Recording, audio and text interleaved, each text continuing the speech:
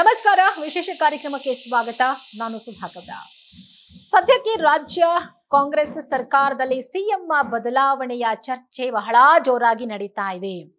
ಒಂದು ಕಡೆ ಡಿಸಿಎಂ ಪರವಾಗಿರುವಂತಹ ಶಾಸಕರು ಸ್ಟೇಟ್ಮೆಂಟ್ಗಳನ್ನ ಕೊಡ್ತಿದ್ದಾರೆ. ಬಟ್ ಡಿಸಿಎಂ ಈಗಾಗಲೇ ಒಂದಷ್ಟು ಬದಲಾವಣೆಗಳನ್ನ ತಂದಿದ್ದಾರೆ ಎನ್ನುವಂತ ಚರ್ಚೆ ಕೂಡ ಇದೆ. ಸ್ವಲ್ಪ ಮಟ್ಟಿಗೆ ಡಿಸಿಎಂ ಸೈಲೆಂಟ್ ಆಗಿದ್ದಾರೆ. ಸಿದ್ದರಾಮಯ್ಯನವರ ಮೇಲೆ ಹರಿಹಾಯ್ದು ಒಂದು ಪ್ರಯತ್ನ ಆಗಲಿ ಅಥವಾ ರಫ್ ಅಂಡ್ ಟಫ್ ಆಗಿ ಮಾತಾಡೋದಾಗ್ಲಿ, ವಾರ್ನಿಂಗ್ ಕೊಡೋದಾಗ್ಲಿ ಯಾವುದನ್ನು ಮಾಡ್ತಾ ಇಲ್ಲ. ಡಿಸಿಎಂ ಸದ್ಯಕ್ಕೆ ತಾವು ಸಿಎಂ ಆಗ್ಲಿಕ್ಕೆ ಏನೇನು ತಂತ್ರಗಳನ್ನ ಮಾಡಬೇಕು ಅದರಲ್ಲಿ ಬ್ಯುಸಿ ಆಗಿದ್ದಾರೆ. ಒಟ್ನಲ್ಲಿ ಸೈಲೆಂಟ್ ಆಗಿದ್ದಾರೆ. ಅದು ಒಂದ್ ಕಡೆ ಆದ್ರೆ, ಮತ್ತೊಂದ್ ಕಡೆ ಸಿಎಂ ಸಿದ್ದರಾಮಯ್ಯನವರು ಕೂಡ ಹೆಂಗಾದ್ರೂ ಮಾಡಿ ನಾನು ಸಿಎಂ ಪಟ್ಟವನ್ನ ಉಳಿಸ್ಕೋಬೇಕು ಅನ್ನೋ ಅವರು ಒಂದು ಕಡೆ ತಂತ್ರಗಾರಿಕೆಯನ್ನ ಶುರು ಹಚ್ಕೊಂಡಿದ್ದಾರೆ.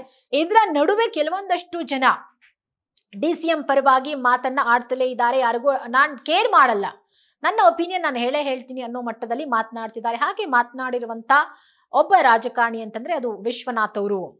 ಅವರ ಪ್ರಕಾರ ಡಿ.ಕೆ. ಶಿವಕುಮಾರ್ ಸಿಎಂ ಆಗ್ಲೇಬೇಕು.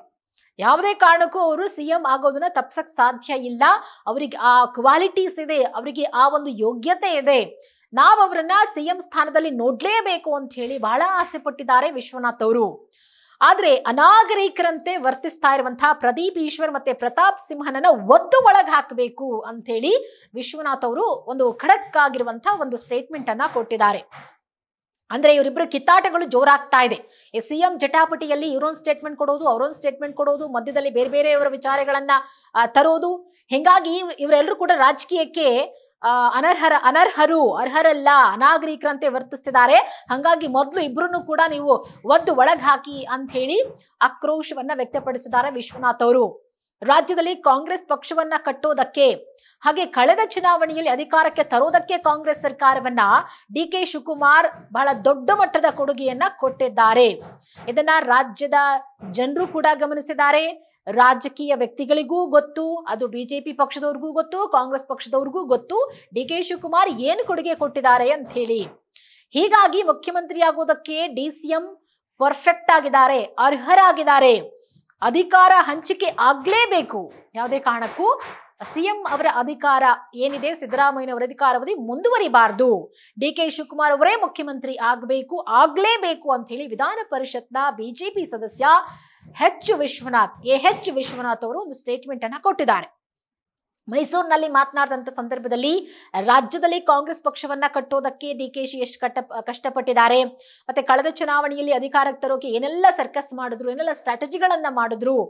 ಸೊ ಇದೆಲ್ಲವನ್ನ ಗಮನದಲ್ಲಿ ಇರಿಸ್ಕೊಂಡಿದ್ದಾರೆ ವಿಶ್ವನಾಥ್ ಅವರು. ಹಾಗಾಗಿ ಅದರ ಒಂದು ಬೇಸ್ ಮೇಲೆ ಅವರು ಡಿಸಿಎಂ ಆಗ್ಲೇಬೇಕು, ಡಿ.ಕೆ. ಶಿವಕುಮಾರ್ ಅವರು ಸಿಎಂ ಆಗ್ಬೇಕು ಅನ್ನುವಂತ ಒಂದು ಆಗ್ರಹವನ್ನ ಮಾಡ್ತಿದ್ದಾರೆ. ಹೀಗಾಗಿ ಮುಖ್ಯಮಂತ್ರಿ ಆಗೋದಕ್ಕೆ ಡಿಸಿಎಂ ಅನರ್ಹರಲ್ಲ, ಅವರು ಅರ್ಹರು. 2023 ವಿಧಾನಸಭಾ ಚುನಾವಣೆಗೆ ಮೊದಲು ಕಾಂಗ್ರೆಸ್ ಜೊತೆ ಮೈತ್ರಿ ಮಾಡಿಕೊಂಡಿದ್ರು ವಿಶ್ವನಾಥ್ ಅವರನ್ನ ಹಿಂದಿನ ಬಿಜೆಪಿ ಸರ್ಕಾರ ಬಿ.ಎಸ್. ಯಡಿಯೂರಪ್ಪ ಸಿಎಂ ಆಗಿದ್ದಾಗ MLC ಆಗಿ ನಾಮನಿರ್ದೇಶನವನ್ನ ಕೂಡ ಮಾಡಿತ್ತು.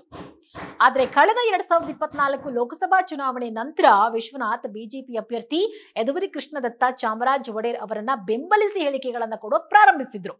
ಇನ್ನು ಬಿಹಾರ ಚುನಾವಣೆ ನಂತರ ಮುಖ್ಯಮಂತ್ರಿ ಸಿದ್ದರಾಮಯ್ಯ ಶಿವಕುಮಾರ್ ಅವರಿಗೆ ದಾರಿ ಮಾಡಿಕೊಡ್ಬೇಕಾಗತ್ತೆ ಎನ್ನುವಂತ ಮಾತುಕತೆ ಹಿನ್ನೆಲೆಯಲ್ಲಿ ವಿಶ್ವನಾಥ್ ಅವರು ಹೇಳಿಕೆಯನ್ನ ಕೊಟ್ಟಿದ್ದಾರೆ. ಮತ್ತೊಂದು ಕಡೆ ಮಾಜಿ ಸಂಸದ ಪ್ರತಾಪ್ ಸಿಂಹ, ಶಾಸಕ ಪ್ರದೀಪ್ ಈಶ್ವರ್ ನಡುವಿನ ಹೇಳಿಕೆಗಳ ಜಟಾಪಟಿ ಒಂದ್ ರೀತಿಯಾಗಿ ರಾಜಕೀಯದಲ್ಲಿ ಅಸಹ್ಯವನ್ನ ಮೂಡಿಸುವಂತಿದೆ. ಹಾಗಾಗಿ ಅವರಿಂದಾಗಿ ರಾಜಕೀಯಕ್ಕೂ ಕೆಟ್ಟ ಹೆಸರು, ಪಕ್ಷಕ್ಕೂ ಕೆಟ್ಟ ಹೆಸರು. ಹೀಗಾಗಿ ಅಂತ ಅನಾಗರಿಕರನ್ನ ಮೊದಲು ಒದ್ದು ಒಳಗಡೆ ಹಾಕಿ ಅನ್ನುವಂಥ ಒಂದು ಆಕ್ರೋಶಭರಿತವಾದ ಮಾತುಗಳನ್ನ ಆಡಿದ್ದಾರೆ. ಮತ್ತೆ ತಾಯಿ ಕುರಿತೆಲ್ಲ ಮಾತನಾಡ್ತಾರೆ. ಅಂದ್ರೆ ಏನರ್ಥ ಅಂದ್ರೆ ಇವರಿಬ್ಬರ ನಡುವೆ ಅಲ್ಲಿ ತಾಯಿಯ ವಿಚಾರ ಕೂಡ ಎಂಟ್ರಿ ಆಗಿದೆ. ಸೊ ವೈಯಕ್ತಿಕವಾಗಿ ಯಾಕೆ ಮಾತನಾಡಬೇಕು, ಕುಟುಂಬದ ಸದಸ್ಯರನ್ನೆಲ್ಲ ಯಾಕೆ ತರಬೇಕು ಅನ್ನುವಂಥ ಪ್ರಶ್ನೆಗಳೆದ್ದಿದ್ದಾವೆ. ಇಂಥ ಅನಾಗರಿಕ ಹೇಳಿಕೆಗಳು, ಕೀಳುಮಟ್ಟದ ರಾಜಕಾರಣ ಸರಿಯಲ್ಲ.